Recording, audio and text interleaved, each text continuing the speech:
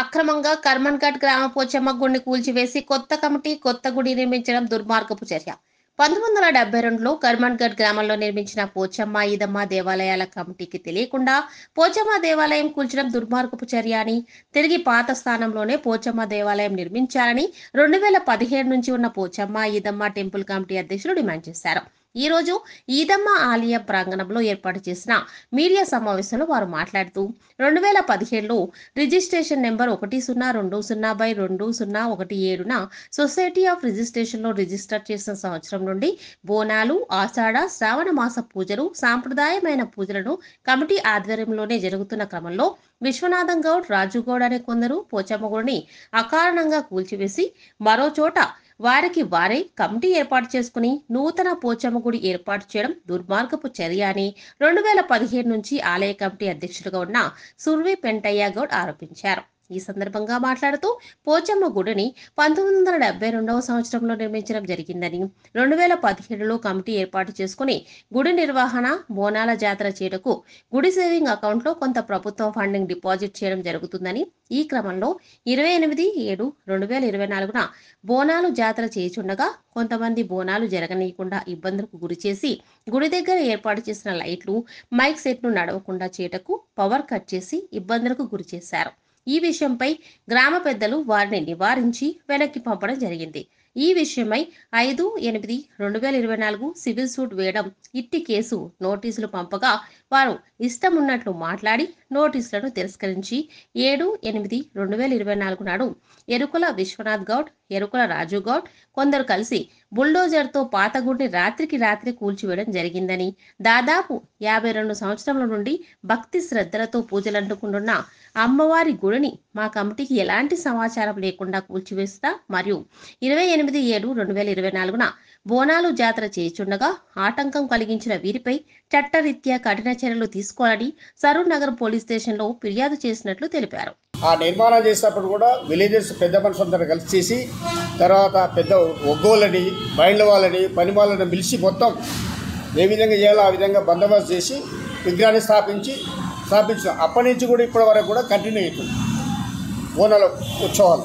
ఈ మధ్యన కొంతమంది ఏం చేసినట్టే విలేజెసే గుడి కట్టుకుంటే అభ్యంతరం లేదు, మాకు దాని అభ్యంతరం లేదు, మాకేది పోయేది లేదు.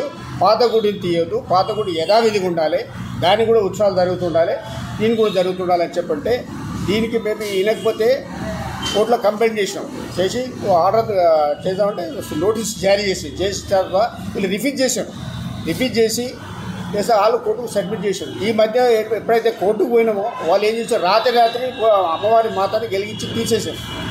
నెక్స్ట్ డే మళ్ళీ ఏం చేసారు, గుడినే కూలగొట్టేసారు. ఆ గుడి ఫోటోలు కూడా మీకు చూపిస్తాము. కానీ స్థాపించింది అప్పటి గత 1917లో ఇప్పటివరకు కూడా రిజిస్ట్రేషన్ బాడీ కంటిన్యూ అయ్యకుండా వస్తుంది. బోనాలు తీసుకుంటాం 10 సంవత్సరాల నుంచి. గవర్నమెంట్ ఫండ్స్ కూడా మాకు ఇస్తుంది యథావిధిగా.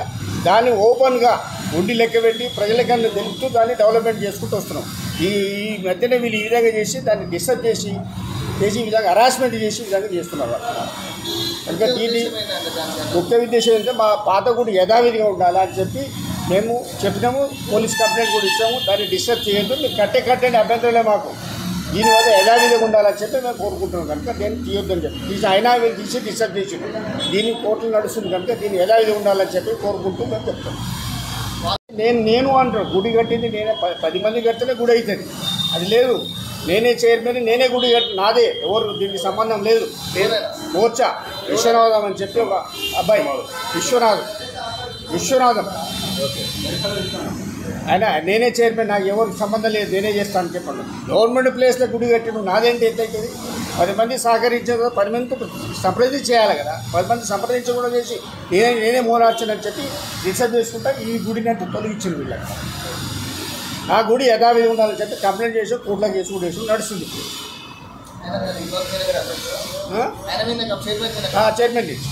చైర్మన్ అని కాదు, కమిటీ మెంబర్ అంటే కమిటీ కూడా లేదు వాళ్ళకి. రిజిస్టర్డ్ బాడీ మాది. కర్మన్ఘట్ వాస్తు ఉంది. గత నా వయసు ఇంచుమించు 67 సంవత్సరాలు. నా తెలివి వచ్చిన నుంచి కూడా ఆ టెంపుల్ నిర్మాణం జరిగింది. మా నాయనలు, మా తాతలు కట్టిన గుడి అది. లేవు, గ్రామమే. నేను కర్మన్ఘట్ గ్రామస్తుల్ని. సోమలింగం గౌడ్. ఇది మన పోచమ్మ టెంపుల్ నిర్మాణం 1971-72 ప్రాంతంలో నిర్మాణం జరిగింది. ఆ నిర్మాణం సమయంలో మా నాయనలు మా తాతలు కలిసి అందరూ గ్రామస్తులందరూ కలిసి కూడా పోగు చేసి ఆ నిర్మాణం చేసిండ్రు. ఆ రోజు నుంచి ఈ రోజు వరకు 52 సంవత్సరాలు కొనసాగించింది. మేము 16-17 సంవత్సరంలో దీన్ని కమిటీ ఏర్పాటు చేసి పెంటయ్య గారు ప్రెసిడెంట్గా మేము ట్రెజరీగా పనిచేస్తున్నాం. ఆ రోజు నుంచి కూడా మా అభివృద్ధి పనులు జరుగుతున్నాయి. గవర్నమెంట్ ఇచ్చిన ఫండ్తోటి, భక్తులు ఇచ్చిన కానుకలతోటి మేము ఈదమ్మ గుడి టెంపుల్ నిర్మాణం చేసినాము. దానివల్ల మాకు మంచి జరిగింది. ఇదే నిర్మాణం మా ఎదురుగా వచ్చి మమ్మల్ని సంప్రదించకుండా ఈ కొత్త గుడి నిర్మాణం చేసి మా ఏదైతే పాత టెంపుల్ ఉన్నదాన్ని కూల్చేసి ఆ విగ్రహాన్ని తీసుకొచ్చి వాళ్ళు హ్యాండ్ ఓవర్ చేసుకొని మాకు చాలా బాధాకరంగా ఉంది. మా యథావిధిగా మా గుడి నిర్మాణం చేసి మాకు ఇవ్వాలని మేము కోరుతున్నాం. నేను కర్మనగర్ గ్రామస్తుని. మా గ్రామంలో ఉన్నటువంటి పోచమ్మ దేవాలయం కమిటీ సభ్యులకు, కమిటీ అధ్యక్షుడికి ఎటువంటి సూచనలు లేకుండా, వాళ్ళకి ప్రమేయం లేకుండా ఆ గుడిని కూల్చివేయడం జరిగింది. దానికి మళ్ళీ కాంపన్సేషన్గా మళ్ళీ గుడిని యథావిధంగా నిర్మించి మళ్ళీ అమ్మవారి విగ్రహ పునఃప్రతిష్ఠ చేయాలని మేము ఈరోజు మీ మీడియా ముందుకి వచ్చినాము. కాబట్టి వాళ్ళ యొక్క సలహాల మేరకు మళ్ళీ గుడిని యథావిధిగా నిర్మించాలనేదే మా యొక్క కోరిక.